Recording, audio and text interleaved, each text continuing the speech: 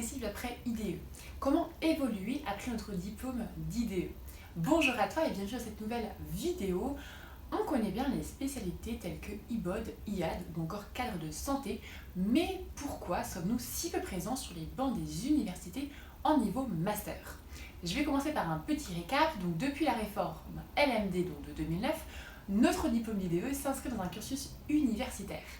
Les IDE qui ont obtenu leur DE après 2012 ont donc un grade licence.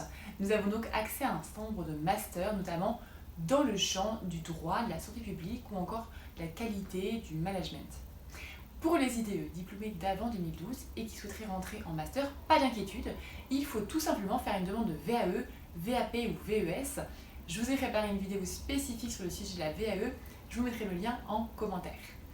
La question que vous vous posez sûrement maintenant, c'est comment accéder à un master? Alors, depuis la loi de janvier 2017, les universités peuvent désormais fixer les capacités d'accueil au sein de leur master et sont également autorisées, donc depuis cette date, d'admettre les étudiants de M1 sur dossier ou sur concours.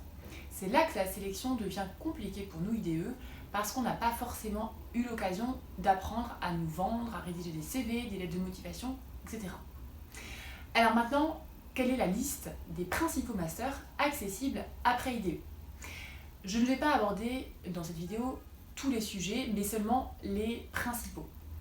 Pour commencer, le master droit sanitaire et social. Donc, ce master a pour objectif de former les futurs juristes experts en droit de la santé. Les différents domaines abordés sont notamment le juridique, l'éthique, le droit des malades, la qualité des soins ou encore la santé digitale. Deuxième master, le master management des organisations sociales, qu'on appelle aussi master MOS. Donc le but de ce master, c'est de former des managers ou directeurs d'établissements et services sociaux et médico-sociaux.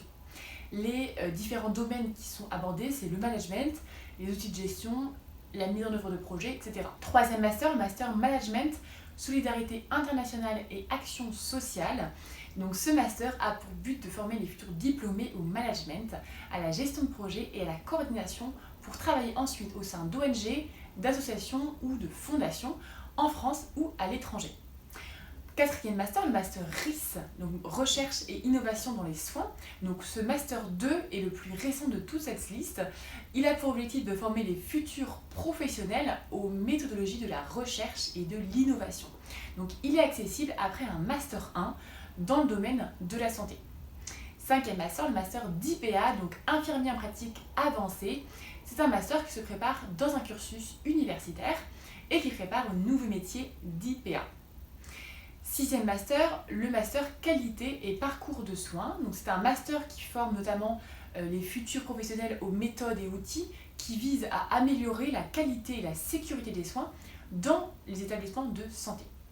Pour finir cette liste, on va finir avec les masters en santé publique qui comportent un certain nombre de spécialités, parmi lesquelles on va retrouver notamment donc, la nutrition humaine, l'éducation thérapeutique et éducation de santé, les méthodes en recherche clinique et épidémiologique, la spécialité éthique et nouvelles technologies.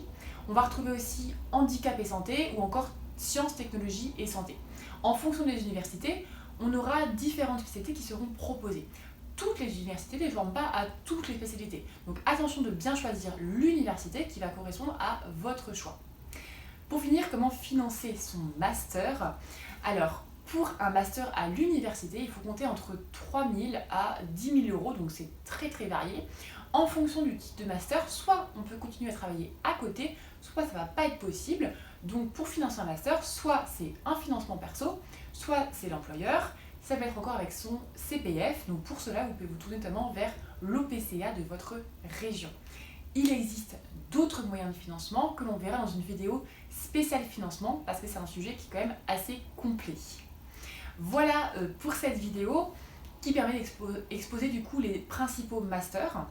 Je reviendrai sur chacun de ces masters en vidéo pour détailler notamment les différents débouchés possibles. Pour moi, l'accès au cursus universitaire et donc l'accès pour des IDE à des postes notamment de management permettrait vraiment d'avoir enfin des directeurs et des directrices d'établissements qui remettent le patient au cœur de la prise en charge du système de santé en France. J'espère que cette vidéo vous aura plu. N'hésite pas à mettre un pouce bleu et à t'abonner si ce n'est pas encore fait pour recevoir toutes les semaines une vidéo sur les évolutions et les reconversions possibles après IDE. À très vite.